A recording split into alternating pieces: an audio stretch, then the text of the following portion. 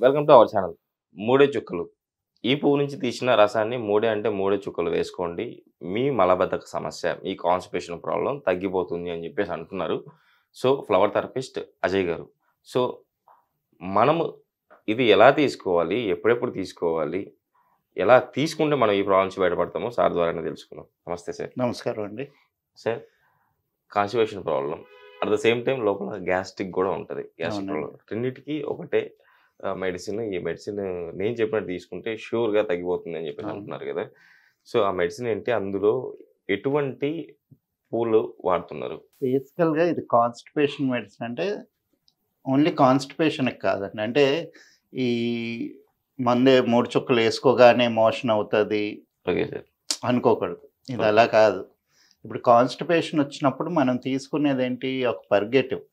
Okay sir. అంటే అది ఏసుకుంటే గాని మోషన్ అవ్వని స్టేజ్‌లో ఉంటున్నారు. Yes sir. మన మెడిసిన్ అలా పనిచేయదు. కాన్‌స్టిపేషన్ అనేది ఒక మెటబాలిక్ ఇంబాలెన్స్. Okay sir. దాన్నేంటి మొత్తం లివరు, మన stomach, acid cycle, small intestine, large intestine okay sir. ఇవన్నీ కూడా కంట్రోల్‌లో ఉన్నప్పుడు కాన్‌స్టిపేషన్ ఉండదు. Okay sir. వీటిలో ఎక్కడ ఇంబాలెన్స్ ఉన్నా గానీ కాన్‌స్టిపేషన్ వస్తది. సో, మన ఈ గ్యాస్ట్రిక్ మెడిసిన్ మేము ఏదైతే చేసామో ఇది మణిపుర చక్రం మీద పనిచేస్తది. Okay sir. మణిపుర ఏంటి? Digestion, absorption. ఓకే అంటే sir. Digestion, conversion, okay. Assimilation. So, వీటిలోని ఇంబాలెన్స్ ఉండి కాన్‌స్టిపేషన్ వచ్చినప్పుడు ఇది పనిచేస్తుందండి. ఎస్పెషల్లీ ఏంటి ఇప్పుడు మనకి 60% జనాలు బీపీ మాత్రలో, డయాబెటిస్ మాత్రలో వాడుతున్నారు ఆఫ్టర్ 50. Okay sir. 60-70%. ఈ 2 మాత్రలు వాడినప్పుడు వాళ్ళు కంపల్సరీగా ప్యాంటోప్రజోల్ ఇస్తారు. ఎందుకంటే డైజెస్టివ్ సిస్టమ్ ఇంబాలెన్స్ అవుతదని చెప్పి. Okay sir. అలాంటి వాళ్ళకి ఇది కాన్‌స్టిపేషన్‌కి బాగా హెల్ప్ ఇంకోటి చేస్తది. యాంటీబయాటిక్ ఇచ్చినప్పుడు కూడా కంపల్సరీ గ్యాస్ట్రిక్ టాబ్లెట్ అయితే ఇస్తారు. ఎందుకంటే యాంటీబయాటిక్ ఇచ్చినప్పుడు మనకి స్మాల్ ఇంటెస్టైన్‌లో ఉన్న బ్యాక్టీరియా అంతా చచ్చిపోతది. Okay sir. సో, 70% డైజెషన్ మనకి బ్యాక్టీరియానే చెయ్యాలి. Okay sir. సో, బ్యాక్టీరియా లేదనుకోండి కంపల్సరీ ఇండైజెషన్ వస్తది. Okay sir. యాంటీబయాటిక్స్ ఎప్పుడైనా వాడితే ఒక 15 డేసో, 20 డేసో కంపల్సరీగా ఒకసారి ఆముదం వేసుకొని మళ్ళీ బాగా పెరుగు, మజ్జిగ తింటే ఆ ప్రోబయోటిక్స్‌తోనే అది మళ్ళీ బిల్డ్ అయ్యి ఓకే సార్. మళ్ళీ ఫంక్షనాలిటీ స్టార్ట్ అవ్వడానికి ఒక 3, 4 నెలలు పడతది. Okay sir. ఈ 3, 4 మంత్స్‌లో ఇగ్నోర్ చేశారనుకోండి అది కూడా కాన్‌స్టిపేషన్ కింద మారుతది. ఎందుకంటే హాస్పిటల్‌కి వచ్చినోళ్ళకి ఎళ్ళొచ్చిన తర్వాత చాలా మందికి కాన్‌స్టిపేషన్ వస్తది. Okay sir. బికాజ్ యాంటీబయాటిక్స్ అవన్నీ వాడుంటారు కాబట్టి. Okay sir. సో, మన గట్‌ని మనం అర్థం చేసుకోవాలి. ఓకే. ఏం తింటున్నాం? తిన్నది అరుగుతుందా లేదా? అరిగించుకోవడానికి ఏం చేయాలి? లోపల మైక్రోబియల్ అంటే ఇప్పుడు గ్యాస్ ఎక్కువొస్తుందా? గ్యాస్ స్మెల్ వస్తుందా? మోషన్ ఎలాగవుతుంది? ఇవన్నీ కూడా ఇంతకుముందు జనాలు జాగ్రత్తగా ఉండేవాళ్ళు. Okay sir.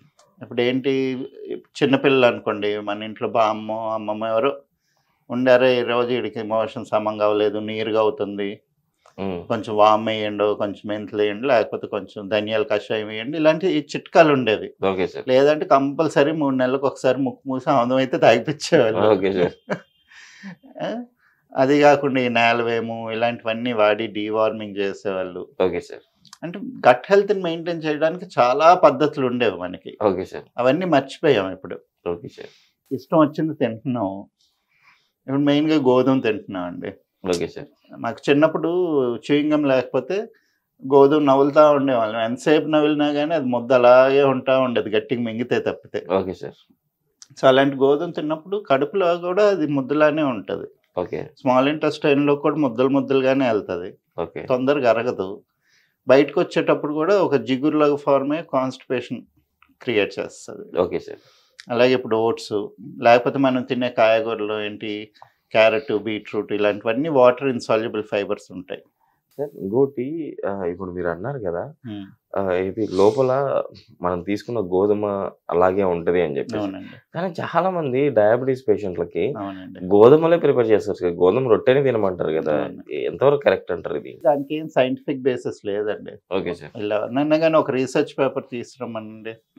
రైస్ తినకూడదు, గోధుమే తినాలి. గోధుమే తింటే రైస్ తినకుండా డయాబెటిస్ కంట్రోల్ అవుతది, తగ్గుతది అని చెప్పి నేనైతే ఇప్పటిదాకా ఒక జర్నల్ చూడలేదు.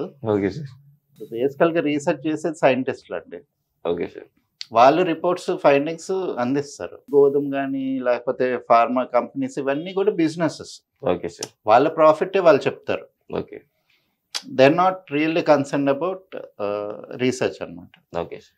సో, మనం ఎవరిని నమ్ముతున్నాం ఏంటనేది మనం చూసుకోవాలి. So, okay sir. దానికి పెద్ద సైంటిఫిక్ బేసిస్ ఏం లేదు. Okay sir. కాకపోతే మీకు రైస్ తింటే తొందరగా గ్లూకోజ్ వస్తది అనుకుంటే రాత్రి పూటలు జొన్న రొట్టెలు తినండి. Okay sir. అంటే మన క్లైమేట్‌కి ఏది సూట్ అవుతుందో మనం యెస్ అది సార్. తినాలి. ఎందుకంటే మనకు ఎక్కువగా పండేది గోధుమలు పండవు సార్ మన యాక్చువల్లీ. రైసే పండుతది. రైస్ పండుతుంది. అట్ ద సేమ్ టైమ్ జొన్నలు జొన్నలు పండుతాయి పండుతాయి. బాగా. మనకి ఇటు కొంచెం రాగులు కూడా ఈ సౌత్‌కెళ్తే మధ్య రాగులు కాలంలో వెళ్తాయి. రాగులు కూడా మనకు దొరుకుతున్నాయి. ఈ 3 మనం ఇక్కడ రెగ్యులర్‌గా తినొచ్చు. Yes sir.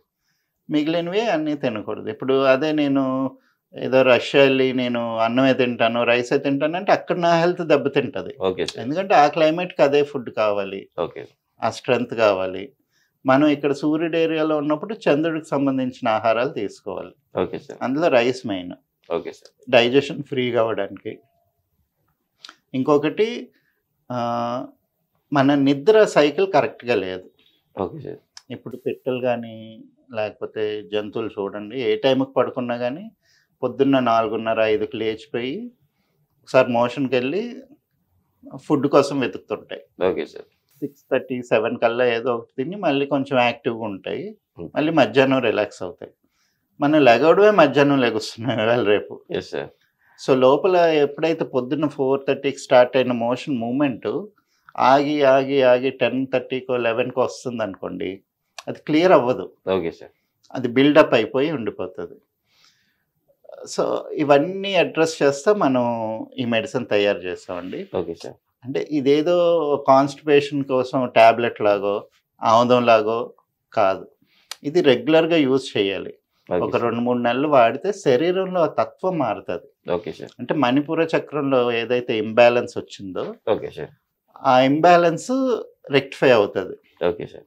అండ్ దీంతోనేంటంటే మనకి మొత్తం లివర్ దగ్గర నుంచి గ్యాస్ట్రిక్ సిస్టమ్, ఆ పులితేనుపులు ఏవైతే ఉంటాయో, గ్యాస్ ఫార్మేషను ఇవన్నీ కూడా రెక్టిఫై అయ్యి ఒక డైజెషన్ కరెక్ట్‌గా అయ్యి మోషన్ ఫ్రీ అవ్వడానికి హెల్ప్ చేస్తుంటదండి. సార్ ఇందులో అంటే ఇప్పుడు మనం ఈ మెడిసిన్‌లో మీరు ఎలాంటి పువ్వులను వాడారు? దీనిలోని మనం మణిపుర చక్రానికి సంబంధించినవి వాడామండి. Okay sir. మెయిన్‌గా అగ్ని తత్వం, అలాగే లివర్‌ని సూద్ చేసేవి.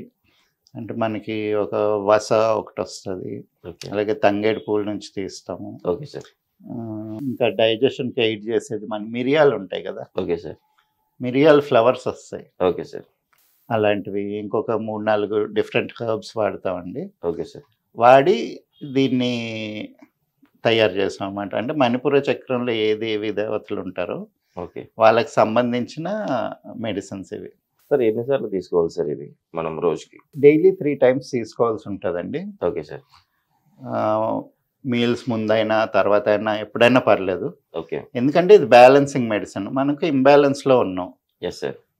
ఎప్పుడైనా గానీ అది బ్యాలెన్స్ చేస్తది. మళ్ళీ ఇంబాలెన్స్ అవుతది. అలాగా గ్రాడ్యుయల్‌గా ఒక 3 మంత్స్ పాటు తీసుకున్నాం అనుకోండి, ఓకే సార్. శరీరంలో తత్వం మారుతది. సో, పొద్దున్న, మధ్యాహ్నం, సాయంత్రం ఓకే సార్. లేకపోతే రాత్రి ఓకే సార్. ఇలాగ వాటర్‌లో ఒక 3 చుక్కలేసుకొని ఓకే సార్. మెల్లిగా చప్పరిస్తా తాగారనుకోండి, మీకు గ్యాస్ట్రిక్ ప్రాబ్లమ్స్ అనేవి చాలా మట్టుకు రెక్టిఫై అవుతాయి. Okay sir. కొంతమందికి కొన్ని కాంప్లికేషన్స్ ఉంటాయి. ఇప్పుడు ప్రాస్టేట్ ప్రాబ్లమ్ ఉందనుకోండి, అది డైజెషన్‌కి సంబంధించింది కాదు. Okay sir. లేదా అక్కడ ఏదో పైల్స్, హెమరాయిడ్స్ ఆ టైప్ ఉన్నప్పుడు ఆ భయానికి బయటికెళ్ళదు. Okay sir. లేదా కొంతమందికి బాగా మొండితనం ఉంటది. అలాంటి వాళ్ళకేంటంటే మూలాధార చక్రం మెడిసిన్ వేరేది ఇస్తాము. Okay sir. బట్ 90% గ్యాస్ట్రిక్ ప్రాబ్లమ్‌తోనే కాన్‌స్టిపేషన్‌కి సఫర్ అయ్యేవాళ్ళు, లేకపోతే బీపీ, డయాబెటిస్ ఉన్నోళ్ళు వాళ్ళందరికీ ఈ మెడిసిన్ పనిచేస్తది. Okay sir.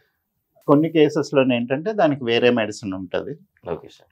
బట్ చాలామందైతే ఇది తీసుకొని కాన్‌స్టిపేషన్ నుంచి అంటే long term okay sir. Solution పొందొచ్చు. Okay sir. తీసుకుందాం సార్. ఇది మెల్లిగా సిప్ చేస్తా తాగాలి. Okay sir.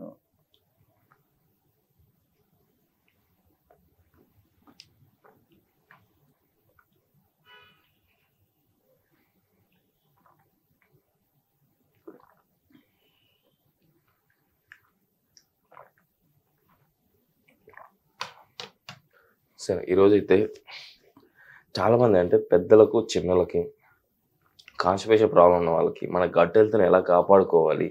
At the same time మన మెటబాలిజాన్ని ఎలా కరెక్ట్ చేసుకోవాలి? ఈ మెడిసిన్‌తో మన చుట్టుపక్కల దొరికే ఫ్లవర్స్‌తో ఎక్స్ట్రాక్ట్ చేసిన ఈ మెడిసిన్‌తో. సో, చాలా చక్కగా వివరించారు సార్. మన ప్రేక్షకులు కూడా దీన్ని గమనిస్తా ఉన్నారు. షూర్‌గా వాళ్ళు వాడి వాళ్ళ ప్రాబ్లమ్ నుంచి బయటపడతారని చెప్పేసి ఆశిస్తాం సార్. ఇంత మంచి మెడిసిన్ గురించి మన ప్రేక్షకులకు తెలియజేసినందుకు థాంక్ యూ సార్.